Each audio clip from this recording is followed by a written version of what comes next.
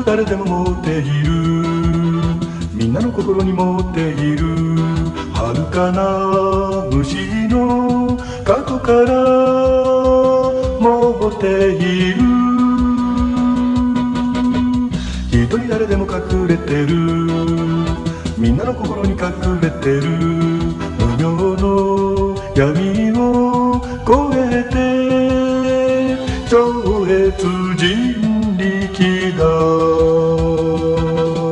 功徳によってサマディによって主従によって得る世界悟りによって下脱によって自由自在に君は使える天に多神宿妙天元の陣天に多神宿妙天元の陣無明の闇を越えて超越人力だ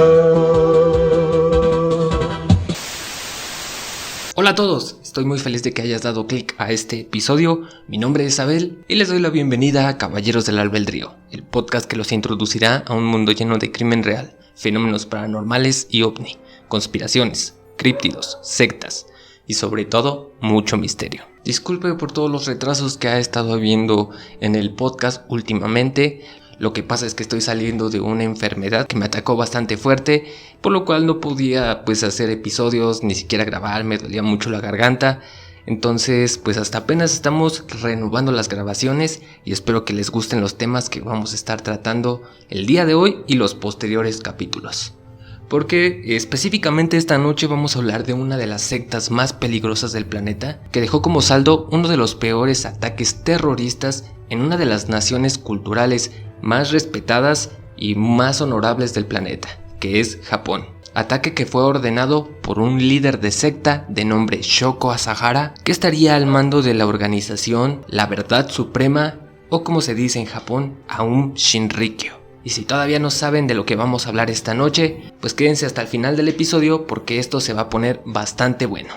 Así que llámenle a todos sus amigos, conocidos y familiares, ayúdenme a compartir este podcast para que se siga creciendo un poquito más este proyecto. Y pues nada, espero que disfruten el capítulo 121 de Caballeros del Albedrío.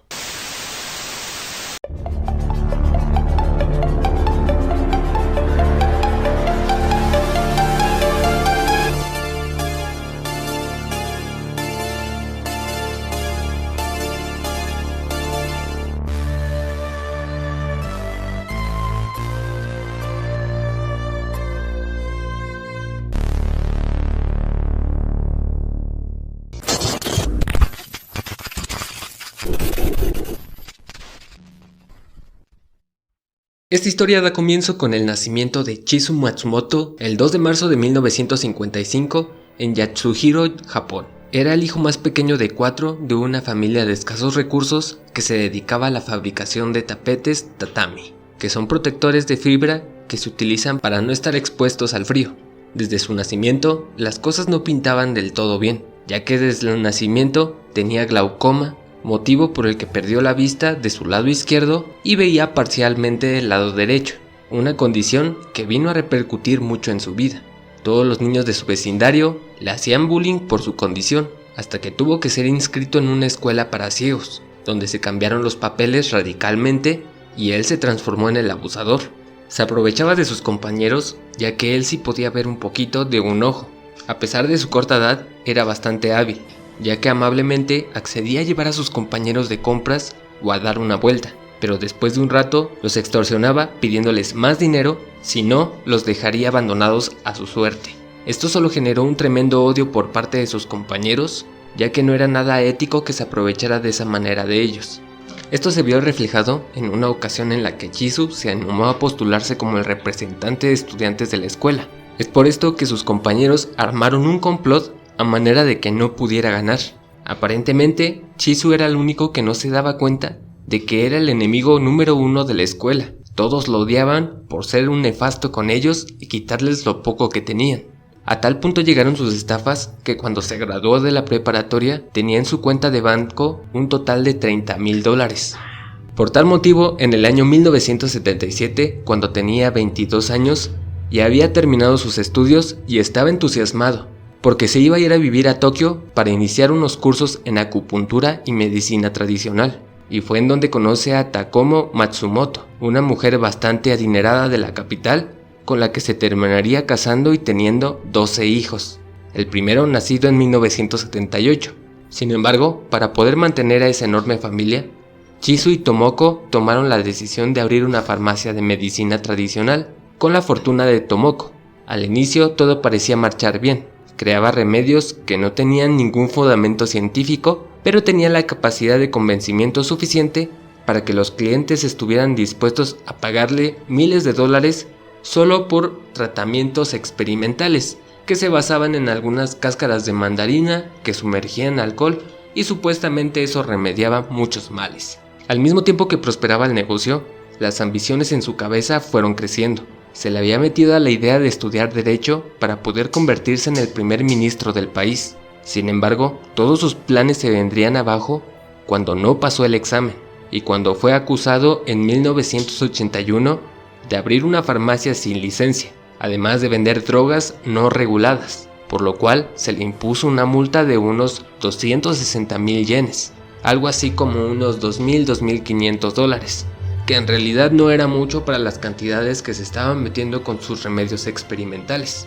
Pero aún así, ese golpe económico tan fuerte provocó que la farmacia quedara en la bancarrota, ya que no quiso poner de sus ganancias. A partir de entonces sucede un cambio en la psique de Chisu, que comienza a introducirse en temas de astrología, taoísmo, yoga, meditación y cristianismo, adquiriendo los conocimientos suficientes para que en 1984 se decidiera fundar un movimiento en la sala de su departamento de Tokio, a la que llamó Aum Shinsei no Kai, que significaba Asociación de Magos de la Montaña, donde daba algunas clases de meditación y yoga, y que al inicio no iban del todo bien, ya que no tenía miembros suficientes para que se convirtiera en algo rentable. Sabía que debía haber un poco de inversión para que la máquina comenzara a trabajar, así que decidió comprar espacios publicitarios en revistas esotéricas donde ofrecía al público que se unieran al movimiento si deseaban conseguir poderes psíquicos, como obtener recuerdos de vidas pasadas, leer la mente, levitar, atravesar paredes y poder respirar bajo el agua. Obviamente, si alguien leyera un anuncio que te prometiera todo este tipo de cosas, creerías que es falso. Así que Chisu lo había contemplado, y para que la gente se convenciera de sus poderes, añadía una fotografía en la que estaba Chisu en flor de loto, pero al parecer se encuentra a unos 30 centímetros del piso, como si estuviera levitando. Prácticamente era una táctica que él creó o que practicó muchísimo, porque lo único que hacía era con la fuerza de sus muslos empujarse como si diera un salto, y las alturas que alcanzaban eran impresionantes, que daba la impresión de que estuviera levitando si se tomaba la foto en el momento preciso. Pero no era como que se mantuviera estático en el aire por unos segundos o volara o hiciera pendejadas, nada de eso. Simplemente era un salto que daba con sus nalgas y caía en el piso. Esto engañó a muchísimas personas que empezaron a convencerse de que Chisu tenía poderes, motivo suficiente para que su ego creciera y decidiera rebautizarse como todos los líderes de secta. En esta ocasión, decidió que su nuevo nombre sería Shoko Asahara.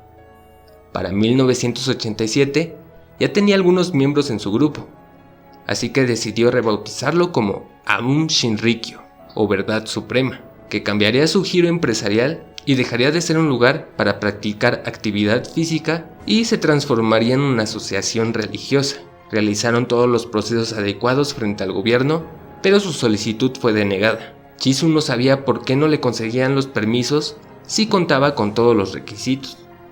Así que metió una apelación en 1989 y después de que su caso llegara al juicio, el Estado aceptó su solicitud como asociación religiosa. Esto solo generó que la fama del nuevo culto se fuera acrecentando, ya que ganó mucha exposición entre el público y era invitado a dar conferencias en diferentes monasterios o universidades, donde sería sencillo conseguir adeptos, ya que para finales de 1989 ya tenía unos 1500 seguidores que eran atraídos por las mujeres más guapas del culto. Una de ellas era Hisako, una de las seguidoras más antiguas del culto, ya que se había empezado a ganar la confianza de Chizu, nombrándola como la directora de las finanzas y para que hiciera el pago de los impuestos de todo el culto.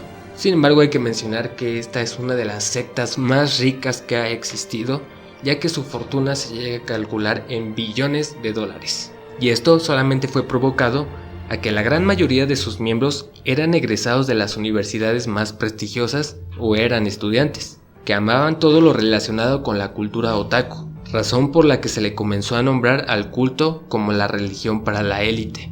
Esto fue aprovechado por Shoko, que buscó un nuevo lugar para poder llevar al siguiente nivel su religión, mientras se seguía instruyendo de libros como la Biblia cristiana, libros budistas, el Tantra y escrituras brahmayanas. No es de sorprenderse que Shoko también gustara de las predicciones apocalípticas, ya que su mayor inspiración era Nostradamus, el ingrediente que necesitaba para que cumplieran todos los requisitos de ser una secta, ya que necesitaba poder implantar el miedo del apocalipsis en sus adeptos y someterlo a sus órdenes. Para ese momento se había animado en convertirse en escritor, publicando títulos como Más allá de la vida y la muerte, Iniciación Suprema y Declarándome como Cristo, que fue publicado en 1992 y en donde cuenta que en una tarde se encontraba meditando cerca de una playa y de la nada Dios se quería comunicar con él, porque había sido escogido como el elegido.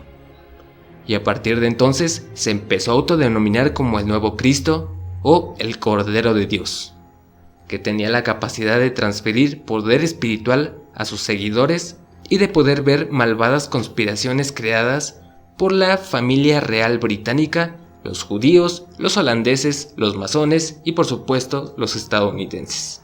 Teorías que fueron tomando más fuerza en el futuro, ya que su mente se veía guiada por todos los escritos de religiones que había estudiado, y solo fue así que soltó su terrible predicción, de la que nombró como el Harumageddon, en la que indica que todos los textos bíblicos hablan del enemigo, que se refiere a Estados Unidos, que en 1997 atacaría a Japón, desatando la Tercera Guerra Mundial.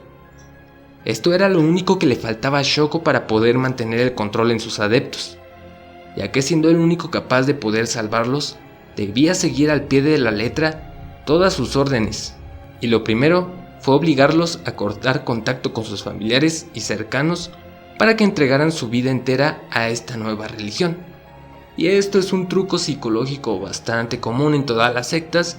Está el desvínculo con las personas más cercanos para que no les metan ideas exteriores y no les digan que lo que están haciendo está mal. Entonces, esta es una manera de poder aislarlos, romper el vínculo y para tener a Shoko como el único ser de confianza al que se podían acercar y arreglar sus problemas. Durante este proceso, Shoko debía de seguir teniendo el control y lo haría a través de profecías creadas por él e inspiradas en Nostradamus, en las que hablaba de un anticristo que provenía del este y traería más destrucción a Japón. Y si querían evitar la destrucción del mundo, tendrían que tener un Buda en cada país, o esto quiere decir un monje como este Shoko. O sea, tenían que poner uno en cada país para que se evitara la destrucción. Sin embargo, tiempo atrás, Shoko había visitado un templo budista y se había tomado una foto con el mismísimo Dalai Lama, misma que utilizó para convencer a sus nuevos seguidores de que tenía el permiso de él para poder evitar la destrucción del mundo, mentira que sería respaldada en el futuro por sus seguidores y que sería publicada en todos lados. Sin embargo, Shoko sabía que su culto y su billetera no se iban a mantener solo con decir algunas locas predicciones. Debía de capturar el interés del público y hacerlos creer que eran capaces de desbloquear su máximo potencial. Es como estas ideologías que te venden prácticamente los de entrenadores personales y los coachings que andan haciendo videitos, como el Carlos Muñoz que dice que si eres pobre es porque quieres.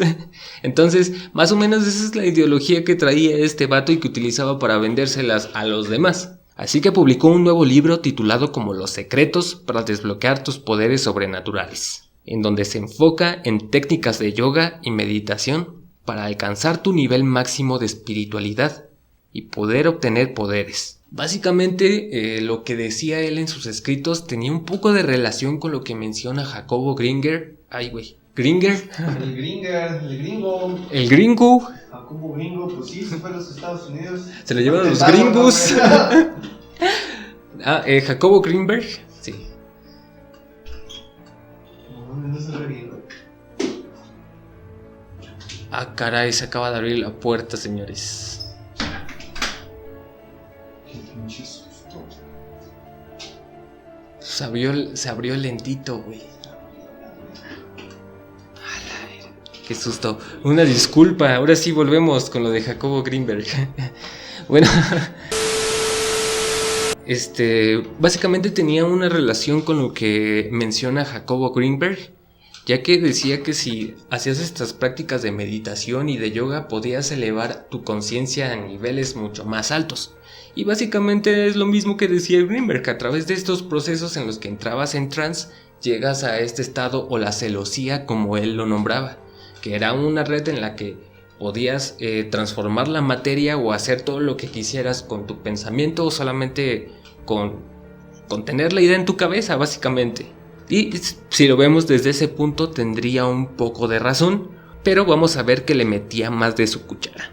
Y todo este argumento resultó siendo un éxito, ya que los reclutadores de la secta sabían utilizar cualquier experiencia espiritual o religiosa a su favor, para convencer a los seguidores de que esas eran las pistas de que tuvieron una vida pasada en la que contribuyeron lo suficiente para evitar el Harumagedón, pero no lo habían logrado como tal y por eso habían reencarnado y les habían dado una segunda vida, digámoslo así. Y de esta manera esta segunda oportunidad tendría que ser gastada uniéndose a Aum Shinrikyo y sufrir el desbloqueo de poderes para llegar al siguiente potencial, digamos. Entre sus más fieles seguidores, y que poco a poco se transformaría en un reclutador de la secta, era un joven de 19 años de nombre Yoshiro Inoue, que se había tragado también la mentira que él se dotó con la capacidad de poder reventar cualquier bombilla eléctrica de cualquier cuarto, debido a la cantidad de energía que había obtenido en su desbloqueo. Prácticamente estaban armando una especie de la Liga de la Justicia japonesa, digámoslo de cierta manera, o de la Liga de la Verdad Suprema, porque esto solo le dio la confianza a Shoko de que podía convencer a cualquiera y de la manera que quisiera. Así que comenzó a abrir un taller en el que brindaba sesiones psíquicas para poder remediar todos los males, que comenzaron a ser cobradas en unos $350. Para poder tener acceso a estos talleres debían de ser miembros de la secta, que costaba alrededor de unos $700. Es como estos supermercados de membresía como Sam's Club o Costco y todos estos, en los que si tú no tienes membresía no puedes pasar a comprar, lo cual es una pendejada. Y literalmente se trata de este tipo de esquema de negocio el que trató de implementar en la secta, ya que el hecho de que fuera miembro no quería decir que estuviera iniciado en la religión. Estos eran accesorios que se vendían por separado y por niveles, por supuesto, ya que el primer bautizo o primer grado de espiritualidad tenía un costo de unos $7,000. Si un miembro decidía dar este paso, entraba en una lista de espera, ya que este ritual solo se podía hacer en grupos de 30 personas, en los que se embolsaba casi $250,000. Sé que es una cifra de locos, pero no es nada comparado con el número de miembros que llegó a acumular, ya que al inicio de sus publicaciones tenía alrededor de unos 10,000 seguidores, pero para este momento ya casi llegaban a 65,000, que estaban esparcidos en más de 6 países, como Rusia y todos los que se fueron desintegrando de la URSS, que estaban dispuestos a soportar los rituales más locos, ya que una vez que los grupos de 30 estaban completos, eran citados en un cuarto donde tenían que tomar 3 cucharadas de la sangre de Shoko, que los dotaría con los poderes mágicos suficientes, pero como se los dije, esto solo era el primer nivel de muchos, ya que en otros rituales debían beber agua con la que se bañaba o tomar té con el cabello de él, y por supuesto también le agregaban mucho LSD, con el que buscaban inducir a la alucinación a las personas a las que trataban de convencer de que estaban teniendo una experiencia religiosa provocada por Shoko, Obviamente, todos estos servicios tenían un costo que no bajaba de los $8,000 por persona. Increíblemente, la mayoría de los miembros se podía dar la libertad de gastar estas cantidades de dinero. Sin embargo, había un cierto porcentaje que no podía, así que crearon un seminario express de meditación que duraba una semana, en donde los miembros eran sometidos a trabajos forzados, dormían en la tierra y solo se alimentaban una vez al día con una sopa de verduras y dormían alrededor de 5 horas.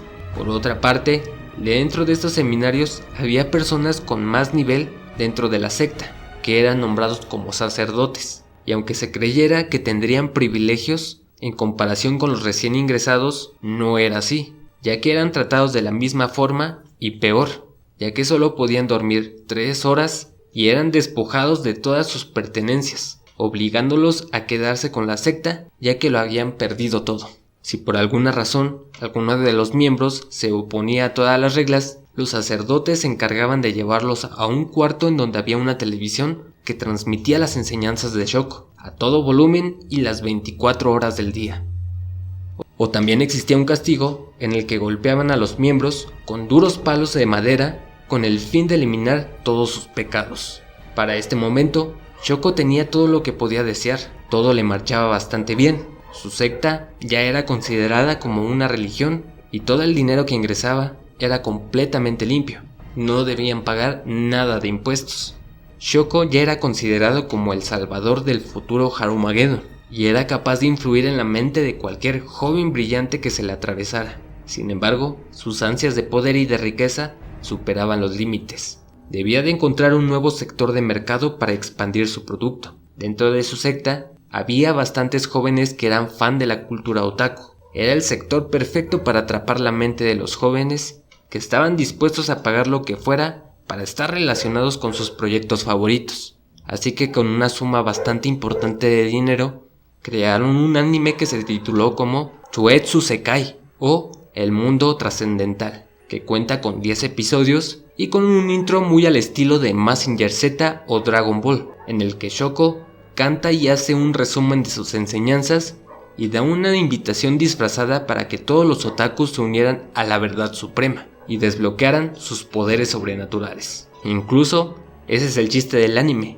en el que muestran a sus discípulos la levitación a través de los saltos con el culo, además de viajar entre dimensiones, comunicarse con monjes tibetanos, curar enfermedades y convertirse en fantasmas. Esta solo fue una de las técnicas de atracción de nuevos reclutas, ya que ocupó a sus seguidores que provenían de las universidades para contactar a todo tipo de mentes brillantes, médicos, ingenieros, genetistas y químicos, que fueron convencidos por algunas de sus publicaciones o con el argumento de que después del Harumageddon necesitarían de las mentes más brillantes para reconstruir el nuevo mundo. Así que poco a poco comenzó a trabajar con ellos, que intentaron por todos los medios dar una validación científica, si podemos llamarle así, a los supuestos superpoderes que tenía Shoko, además de que sería uno de los principales encargados de la fabricación del LSD, para el uso de los rituales y consumo habitual en la comuna, además de que estarían comenzándose a introducir en el estudio de la creación de armas biológicas. La cosa dentro de la secta cada vez iba peor. Aunque al exterior de la secta resultara muy interesante, en el interior los castigos y la crueldad de Shoko iban en aumento. Por tal motivo, en septiembre de 1988, uno de sus seguidores fue asesinado a causa de los rituales practicados en la secta. Era bastante joven, sin embargo, el ritual consistía en someterse a cambios de temperatura bastante extremos, lo que generó que entrara en un shock bastante fuerte. Aunque intentaron atenderlo médicamente, su cuerpo no pudo resistir y falleció. Shoko estaba impactado. Después de tanto tiempo, uno de sus rituales había generado su primer muerto, generándole una crisis nerviosa bastante severa, decidiendo que el asesinato fuera encubierto y obligó a sus seguidores a que desaparecieran el cuerpo. Lo interesante es que al inicio parecía que todo el plan iba de maravilla. Nadie sospechaba del asesinato hasta que en febrero de 1989, uno de sus seguidores que ayudó a la desaparición del cuerpo se quebró. Ya no podía continuar con la culpa de haber participado en tal barbarie y quería escapar de la secta y acudir con las autoridades. pero por coincidencia, Shoko obtuvo esta información y ordenó que lo secuestraran y asesinaran. El método de ejecución escogido era estrangulación. Parecía ser un trabajo relativamente sencillo, y para eso fueron ocupados 4 integrantes de la secta, que a pesar de ser mayoría, el enfrentamiento no fue sencillo, ya que todos estaban desnutridos y sin fuerzas. Es por esto que entre los 4 tuvieron que sujetar la cuerda para intentar estrangularlo. Es por esto que la pelea duró más de lo previsto, obligando a la víctima a darse por vencida, debido al enorme cansancio, y decidió morir.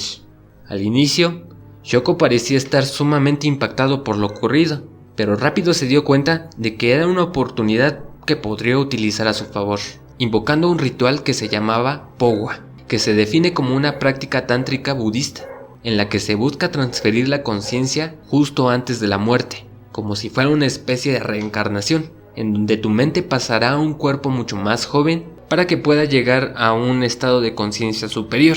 Sin embargo, lo único que puso en práctica fue el nombre de este ritual, ya que el significado que le dio él era justificar el castigo para aquellas personas que Shoko decía que no podían desbloquear sus poderes sobrenaturales, y la pena sería el asesinato. Prácticamente, si no me gusta lo que estás haciendo, te toca tabla, carnal. Esta técnica fue utilizada indiscriminadamente en contra de hombres, mujeres y niños que se atrevían a cuestionar sus enseñanzas, no entregaban sus riquezas o planeaban escapar de la secta. Tal fue la suerte de cientos de personas que fueron torturadas, encerradas por semanas con lo mínimo para vivir y con una tortura psicológica constante, no solo por las enseñanzas de Shoko que se repetían constantemente en las celdas, ya que también hay varios testimonios de seguidores que vieron cómo asesinaban a sus compañeros mediante la estrangulación.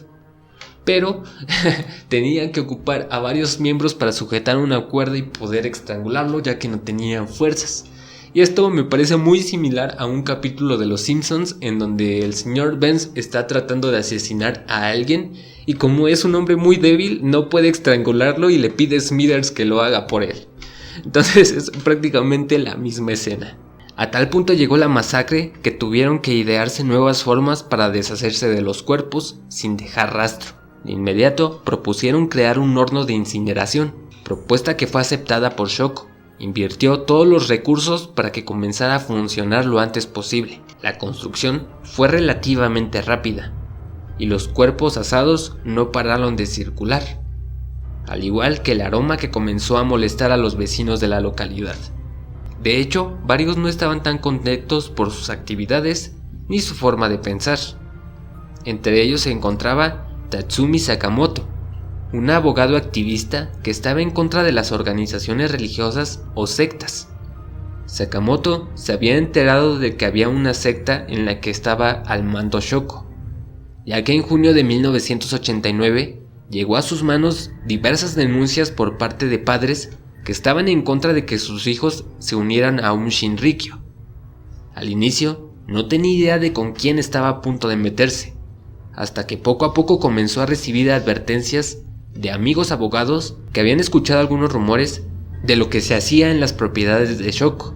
Creyó que estaban exagerando un poco y aceptó el caso. Conforme fue entrevistando a los padres, las historias de familias destruidas, posibles desapariciones y asesinatos comenzaron a relucir. Al inicio, Shoko estuvo enterado de sus actividades, pero decidió no hacer nada, ya que creía que era uno más del montón de personas que querían derribar a un Shinrikyo, hasta que se presentó en las instalaciones de la secta y pudo ser testigo de algunos seguidores que estaban esqueléticos y parecían demasiado perturbados. Esto era una clara señal de que algo no marchaba bien y tenía que reunir toda la evidencia posible en contra de Shoko, que prácticamente se había convertido en intocable por los privilegios de ser registrados como una religión ante el gobierno y por sus enormes influencias que tenían diferentes ramas de todo el mundo. Tenía policías, tenía parte del gobierno, artistas, personas de influencia de todos lados. Es por esto que si lograba obtener algunos videos o fotografías de lo que pasaba en la secta, el caso atraería interés del público, pero no sería suficiente para ver caer a Shoko, así que necesitaba algo más. Comenzó a provocar a Shoko y a retarlo porque dudaba de sus poderes, y quería que se sometiera a diversos estudios para que se comprobara que era un ser humano normal. Así que el 31 de octubre de 1989, en Halloween, Shoko aceptó que se le extrajera una muestra de sangre, y los resultados solo revelaron que no tenía grandes cantidades de poder, pero sí de LSD. Todas estas pruebas y evidencia serían siendo recolectadas por el abogado Sakamoto, que fue contactado por una televisora japonesa que se interesó mucho en el caso. Realizaron un reportaje en donde se exponían los videos de los seguidores en malas condiciones. Pero recordemos que para este punto ya había extendido los tentáculos de Aum Shinrikyo por todas las élites, por lo que no sería raro pensar que tenían su dominio a trabajadores de los medios de comunicación, que alertaron inmediatamente de la situación a Shoko, y en cuanto vio todo el reportaje, lamentablemente el abogado ya estaba hundido en aguas turbias. Shoko decidió darle el pogo a Sakamoto y por eso reunió a 2 equipos de sus más allegados para que cumplieran con la misión. La idea era secuestrarlo después de que saliera del trabajo, y ese día fue el 2 de noviembre del 89, pero resulta que el primer intento falló, porque era un día de asueto y Sakamoto estaba descansando en su casa. Nada había salido de acuerdo al plan, así que tuvieron que cambiarlo drásticamente. Había un solo lugar en donde podían encontrar a Sakamoto, su casa. Así que durante la madrugada llevaron a cabo una sigilosa misión. Por casualidad, esa noche la familia Sakamoto había dejado la puerta abierta, haciendo más sencilla esta. Los sicarios no tuvieron piedad en cuanto al ataque. Desde el primer momento que se toparon con Sakamoto, todos se abalanzaron sobre él. Le dieron un martillazo, mientras otros 2 sujetos atacaron a su esposa de 29 años, golpeándola en múltiples ocasiones hasta que quedó indefensa. Los matones tenían la orden de acabar con la vida de todos los presentes, y durante el alboroto, su hijo de 1 año, 2 meses, no dejaba de llorar. Esto por supuesto iba a llamar la atención de los vecinos, así que un sicario se acercó al pequeño y le inyectó una dosis de cloruro de potasio, mientras lo sofocaba con una almohada. Al parecer, el trabajo ya estaba hecho, pero en realidad, Sakamoto y su esposa aún estaban con vida, así que terminaron de rematar a Sakamoto con varios martillazos mientras le inyectaban una dosis de cloruro.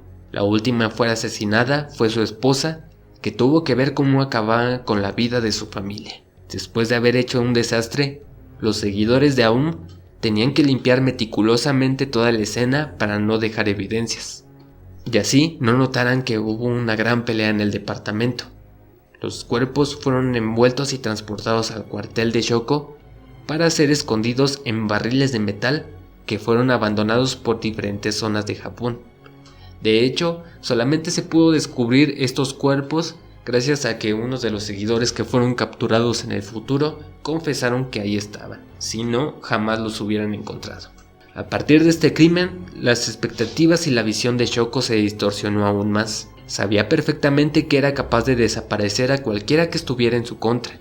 Es por esto que el asesinato del abogado Sakamoto y su familia solo sería la llave para abrir la puerta a los terribles crímenes de la secta, ya que se menciona que además de que Shoko arrebatara todos los bienes materiales de los seguidores y los estafaba con rituales, Shoko utilizó su organización para dar pie más en el ámbito del crimen organizado.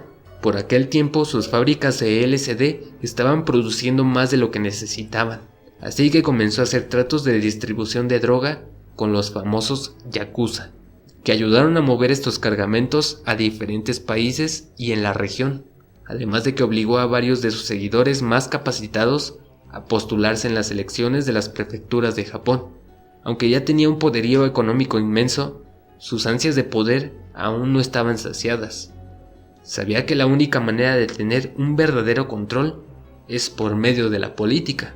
Sin embargo, su argumento político se basaba en sus enseñanzas mágicas, invitando al pueblo a que consiguiera sus poderes igualitos a los de los animes, ya que solo de esta manera podrían evitar el Harumagedon. Lo curioso es que Shoko no tomó en cuenta que convencer a la población con este argumento sería prácticamente imposible, ya que todos los candidatos postulados, incluidos Shoko, perdieron las elecciones. Es decir, ni sus propios seguidores confiaban políticamente en su partido y no habían votado por él, ya que se decía que tenía 65,000 miembros solamente repartidos en 6 países, pero tenía alrededor de 30,000 en Japón. Y si nos vamos a cuentas, tendría que haber tenido unos 30,000 votos aproximadamente, y solo consiguieron unos 1,000. Entonces veamos ahí que no tenían ninguna confianza política en él. Esta terrible derrota enfureció a Shoko, ya que él quería tener el control de todo Japón.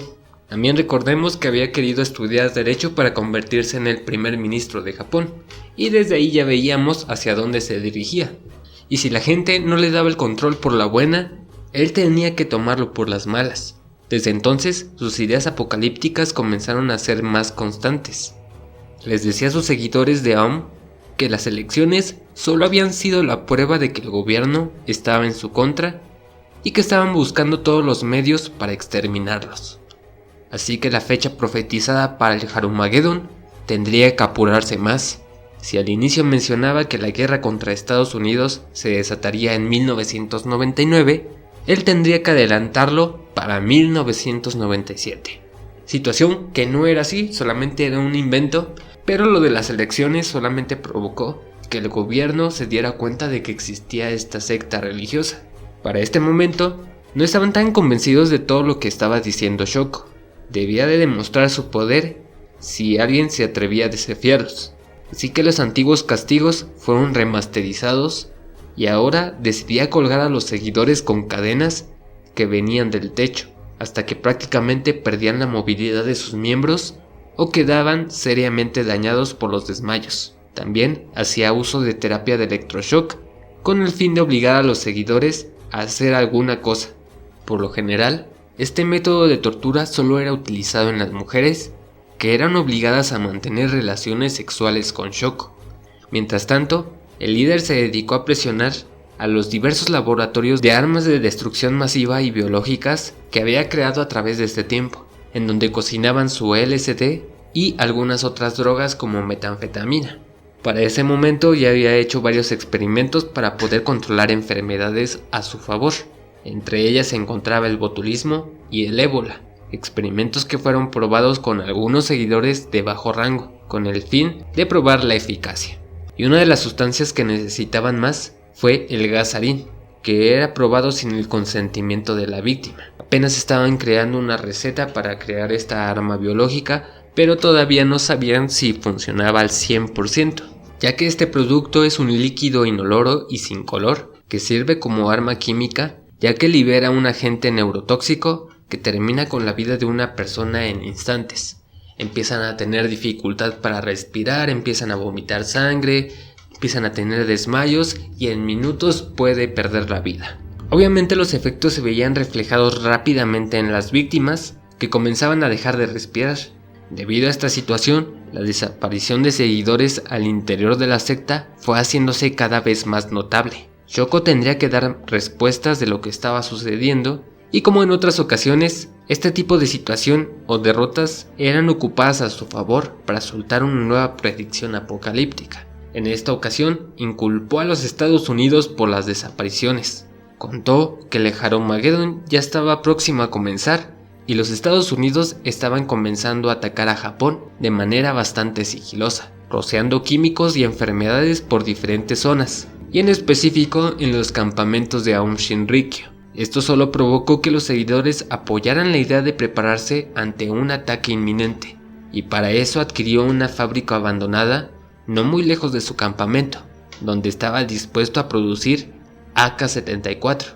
Necesitaban más de 1000 AK-74 y más de 1.000.000 de balas. Sabía que sería demasiado complicado conseguir un arma de este estilo en Japón, y el mejor plan era fabricarlo al interior.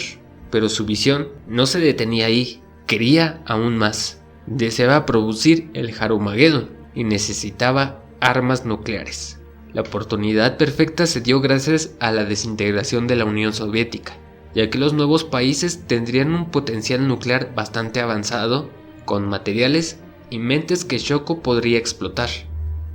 Aprovechó que para ese momento ya se había expandido su ideología a Rusia y realizó varias conferencias con sus más de 30,000 seguidores que ya tenía en el país, donde mantuvo reuniones con altos mandatarios y científicos nucleares a los que convenció de mantener tratados con Aum Shinrikyo, que tendrían que proveer de materiales, 2 helicópteros de asalto, una ametralladora para avioneta y 4 misiles.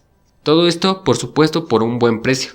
Incluso se llega a decir que para poder volar los helicópteros y para poder manejar artillería de este calibre, tuvieron que mandar a un equipo a que se entrenara en California, Estados Unidos, y les dieran todo el conocimiento necesario para manejar.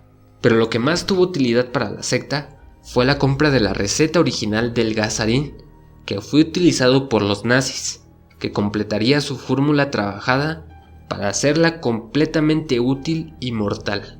En esta ocasión no iba a experimentar con sus seguidores, así que compró un rebaño de ovejas directamente traído desde Australia, que fueron rociadas por una nube de gas sarín, y en menos de 10 minutos todas estaban muertas, dando la aprobación para que pudieran comenzar los ataques a la sociedad japonesa y culpar a los Estados Unidos. Así que el 28 de julio de 1994 quisieron probar su arma biológica en contra de los enemigos de la secta. Por aquel tiempo los vecinos cercanos a las propiedades de Aum Shinrikyo ya habían interpuesto denuncias por todo lo que se veía y escuchaban al interior de las sedes o campamentos de la secta.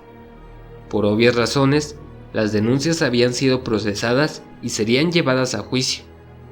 Shoko sabía perfectamente quiénes eran los 3 jueces encargados del caso y tenía que silenciarlos pronto. Así que tomó un equipo de 4 científicos que condujeron a más de 40 kilómetros de su campamento con el fin de poder esparcir una nube de sarín sobre sus habitaciones. La cosa se empieza a complicar debido a que los mecanismos para esparcir el gas eran demasiado pesados, alentando el movimiento del automóvil que viajaba a unos 20 kilómetros por hora en la carretera. Y no solo eso, ya que en el momento en el que quisieron liberar el gas, los mecanismos se atascaron y solo provocaron que se liberara cloruro de hidrógeno que fue respirado por los sicarios. Por cuestiones del destino, aquel día el viento estaba soplando en dirección al oeste, así que tendrían que cubrirse de la nube tóxica estacionándose a un costado del edificio de los jueces. Pero cuando comenzaron a rociar el sarín, el viento cambió de último momento, afectando el plan y el número de personas que fueron atacadas. Aunque sí murieron 8 y otras 500 tuvieron que ser hospitalizadas de gravedad, en realidad no habían matado a los que querían. Dentro de esas 8 muertes no se hallaba ninguno de los jueces. El ataque fue suficiente para que la demanda en contra de la secta quedara pausada indefinidamente. Al parecer, los planes de Aum dieron resultados, no de la manera que esperaba, pero funcionaron. Además de que la policía no sospechaba ni un poco de que ellos eran los autores del ataque, ya que se inculpó a un esposo de una de las afectadas, porque al momento de llevar a cabo la investigación, encontraron varios químicos que pudieron haber creado esta reacción química. Sin embargo, tiempo después, se demostró que era inconsistente toda la evidencia, ya que los químicos presentados no eran lo suficiente para crear una sustancia como el gas sarín, además de que no tenía idea de cómo se hacía. Por otro lado, Shoko demostró la efectividad del producto y sabía que el día X, o como él lo comenzó a nombrar, tendría que ser pronto. Así que para principios de 1995 intentó hacer uso de sus conexiones con los yakuza, intentando reclutar a varios mercenarios que ayudaran a desatar el caos, pero no serían tan fáciles de convencer. Lo mejor era que todos los planes se quedaran al interior de la secta, y sus propios seguidores debían de ser entrenados para poder llevar en sus hombros la destrucción. En el proceso, Shoko decidió atacar a varios miembros que estaban en contra de la secta. Uno de ellos fue Noburu Mizuno, que ayudó a algunos exmiembros o disidentes que abandonaron la secta. Les daba refugio y ayudaba a interponer las denuncias correspondientes con el fin de que el gobierno le ayudara a recuperar todo lo que habían perdido con Shoko. Así que reunió a su equipo de matones y ordenó su muerte. Sin embargo, Noburu no era tan fácil de cazar, que pudo salir vivo de milagro durante los 2 intentos de asesinato que habían planeado en distintos días. Sin embargo, el 4 de enero de 1995 ya tenían en la mira a otro blanco.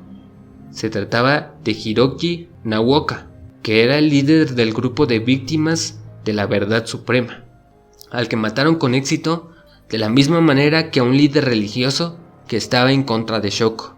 Poco a poco los cadáveres y los ataques se fueron haciendo más constantes, hasta que el 17 de enero de 1995 se hizo presente la fuerza de la naturaleza, dando pie a lo que se conoce como el Gran Terremoto de Hanshi, Hawái, que tuvo una magnitud de 6 grados y mató a alrededor de unas 6.500 personas solo en la localidad de Kobe. Esta situación, como muchas otras, le cayó como anillo al dedo a Shoko, que comenzó a predicar que el Harumagedón ya estaba próximo a llegar y el terremoto solo había sido una advertencia. Al mismo tiempo, la autoridad ya estaba poniendo la pluma sobre el caso de Aum Shinrikyo, debido a los constantes ataques en contra de los enemigos de Shoko. Entre ellos se encontraba el intento de secuestro a un ex miembro de la secta que había perdido gran parte de su fortuna con él y no estaba dispuesta a perder más, así que escapó de los campamentos y de alguna manera los sicarios de Shoko decidieron que la mejor manera para poder encontrarla era secuestrar a uno de sus hermanos que aún estaba en la secta. Lo iban a torturar hasta que les dijeran dónde estaba su hermana. Al principio parecía una muy buena idea, hasta que le suministraron el famoso suero de la verdad, pero al no tener conocimientos para calcular las dosis, el hombre terminó muriendo un día después por la enorme cantidad suministrada. Por esta razón, la mujer pudo presentar las denuncias en la comisaría, pero recordemos que para este momento Shoko ya tenía infiltrados en todas las ramas de la influencia posible, entre ellas la policía, que ya estaba planeando una redada en los campamentos de Aum Shinrikyo, así que infiltrados tuvieron el tiempo suficiente para poder dar aviso a Shoko, que de inmediato planeó un contraataque. El plan era cargar los aviones traídos de Rusia con enormes cantidades de LSD con el fin de esparcirlos por todo Japón. Pero cuando estaban a punto de despegar, se dieron cuenta de que no sabían cómo hacerlo, a pesar de que se decía que habían tenido un supuesto entrenamiento en Estados Unidos. Así que el plan se vio frustrado. No había manera de desviar la atención de la futura inspección a su cuartel, y terminó ordenando a sus mentes brillantes que comenzaran con la producción de la mejorada receta de gas sarín. Esa era la única manera de poder contraatacar a la policía. Al principio, Shoko quería crear un rayo de la muerte muy similar al de Nikola Tesla. De hecho, mandó a varios de sus seguidores a que fueran al museo a que copiaran algunos de sus diseños, y estos serían utilizados para poder destruir las comisarías policiales. Pero en realidad no fue una idea tan factible. Así que se tuvo que limitar en crear una distracción lo suficientemente fuerte para poder mandar un mensaje y comenzar el Harumagedón. Se formaron varios equipos que estudiaron una de las principales vías de transporte, el metro. Crearon 5 rutas diferentes que serían atacadas estratégicamente. Tenían cronometrados los viajes y las rutas de escapes más accesibles. El plan fue tomando forma, ya que las 5 rutas de metro escogidas tenían algo en común. Pasaban por la estación central Kasumigaseki, que estaba por debajo de la estación de policía. Y esto me lo imagino como si fuera en la Ciudad de México la estación de Pantitlán o de Chabacano, en donde se reúnen varias líneas, solamente que en esta estación pasaban más de 5. Así que el 20 de marzo de 1995, varios equipos de ataque salieron de los campamentos de Aum Shinrikyo y con ellos llevaban varias jeringas del antídoto en contra del gas sarín y también varios paquetes de este, cuidadosamente envueltos en unas hojas de periódico o paquetitos, que serían esparcidos en el metro para que después un seguidor los perforara con un paraguas que tenía en la punta una navaja. Aproximadamente a las 7:46 de la mañana llegaron a las estaciones de partida seleccionadas. El plan era que a las 8 en punto se liberaran los paquetes. El primer terrorista era Masato Yokohama, de 31 años, y licenciado en física aplicada. Él iba en el quinto vagón del tren 801 que iba en dirección al centro de Tokio, y en su poder llevaba 2 paquetes con el mortal material. El segundo era Yasu Ohagashi, de 37 años, que era licenciado en inteligencia artificial, y en su poder llevaba 3 paquetes de sarín. El tercero era Kenichi Hirihoshe, de 30 años y licenciado en física, y era una de las mentes más destacadas de la brigada química de Shoko. El cuarto era Iku Ohagashi, de 48 años, que 5 años antes de llevar a cabo el ataque, abandonó a su familia y su carrera como un prestigioso cardiólogo.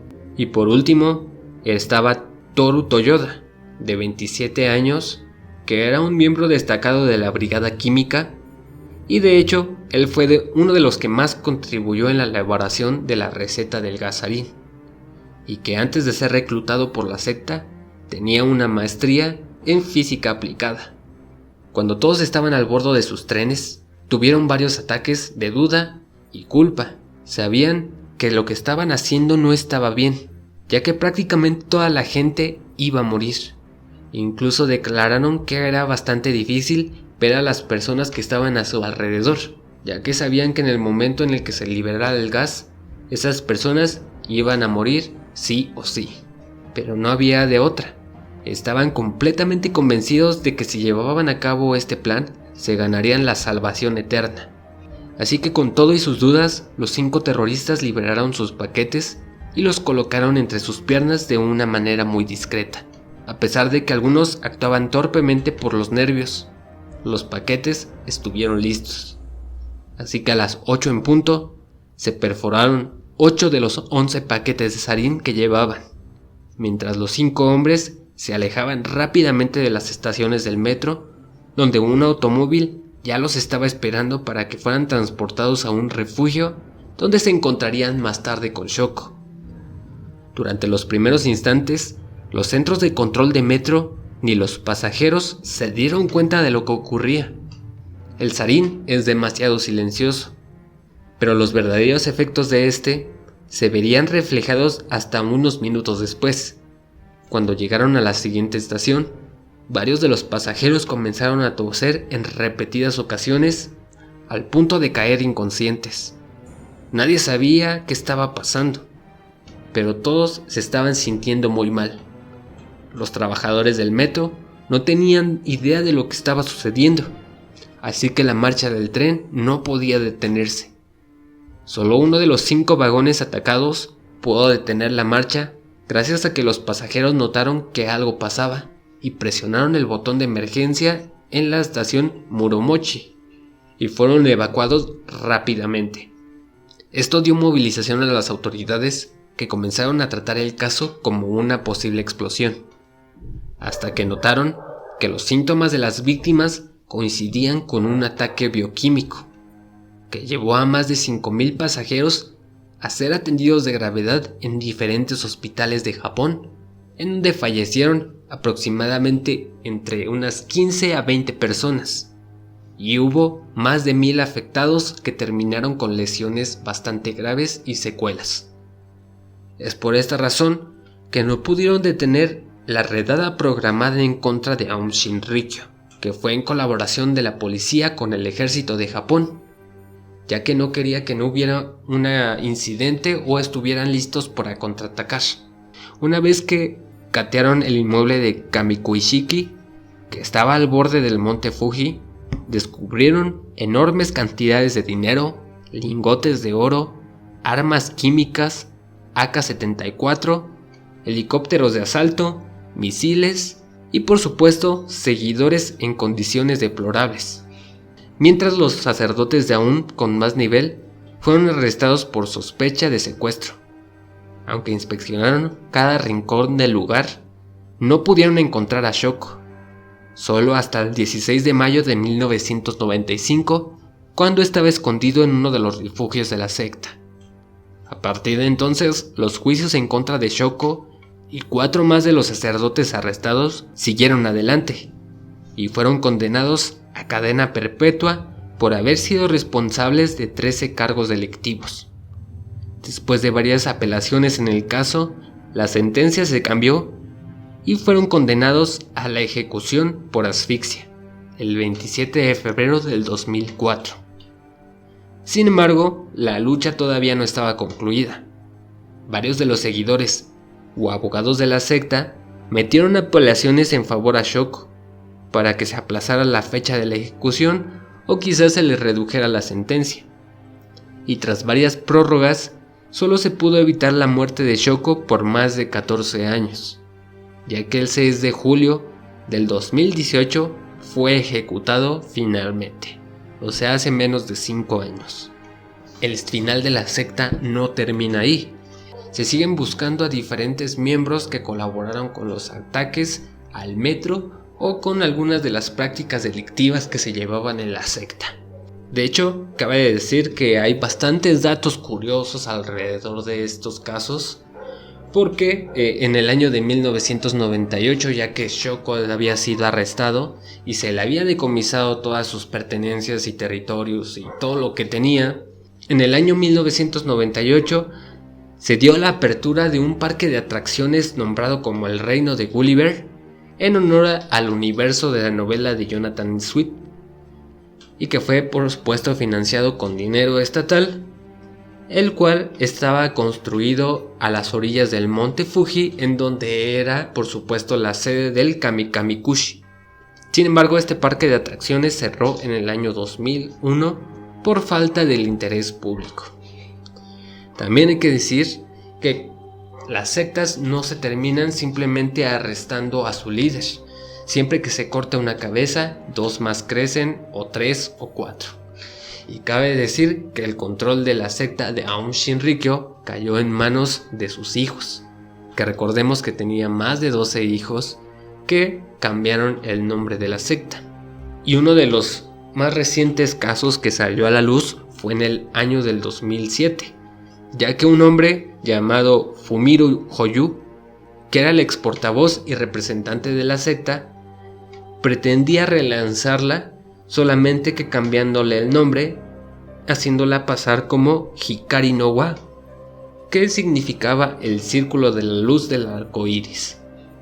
Que por supuesto dicen estar en contra de todos los actos y de toda la ideología de violencia que tenía Aum Shinrikyo, pero aún así sigue existiendo bajo las bases de lo que creó Shoko.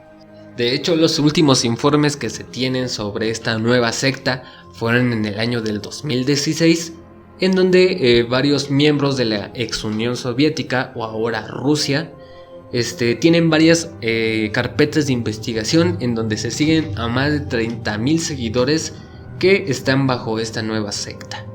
Entonces es un caso que no se va a terminar pronto. Como se los dije, es una cuestión como la Hydra: cortas una cabeza y van a salir 2 ramificaciones más, quizás más pacíficas o quizás más violentas.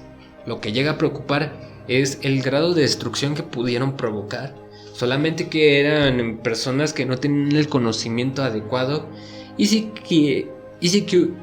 hubieran querido, hubieran provocado un Armagedón hecho y derecho, ya que estaban consiguiendo armas nucleares y fácilmente pudieron haber bombardeado las ciudades más importantes y haber destruido el planeta. Pero pues esto nos abre los ojos ante los peligros que tienen estas asociaciones religiosas, lo cual es bastante de temer, a mi parecer.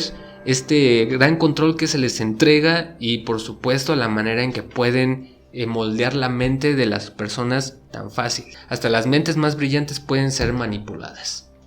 Pero estas son las conclusiones que solo me quedan a mí. Este ha sido un episodio bastante largo, que espero que lo hayan disfrutado. Era un tema que ya teníamos bastante pendiente desde hace algunos años, y por supuesto es una de las sectas que más me marcó, y que a pesar de que hemos tenido casos que sí han afectado a bastantes personas, como el caso de Heaven's Gate, de un suicidio masivo, en este caso lo que ellos querían provocar era la muerte de todo el mundo, y casi lo logran, solamente que no se guiaron por un gran camino hacia la destrucción, pero para allá iban. Pero pues quiero saber sus opiniones, por favor pasen a dejarlas en los comentarios o vayan a dejarnos sus mensajes en nuestras redes sociales, en donde pueden encontrarnos como Caballeros del Albedrío en Facebook, Twitter, Instagram o TikTok, donde van a poder encontrar todas las actualizaciones de estos episodios. Y también van a poder seguirnos en Spotify, iVoox, iHeartRadio, Deezer, Google Podcast, Amazon Music y YouTube, donde nos ayudaría muchísimo que aunque no lo escuchen o lo vean ahí, pasen a dejar su me gusta, su suscripción, que ya estamos próximos a los 1000 suscriptores, así que échenme la mano. Pronto llegaremos a la meta y espero que sean los próximos meses, porque ya nos urge cobrar algo de dinero por este podcast. Pero bueno, eso es un trabajo que se los dejo a ustedes. Solamente me queda recordarles que mi nombre ha sido Abel y nos escuchamos en el siguiente podcast misterioso. Hasta la próxima.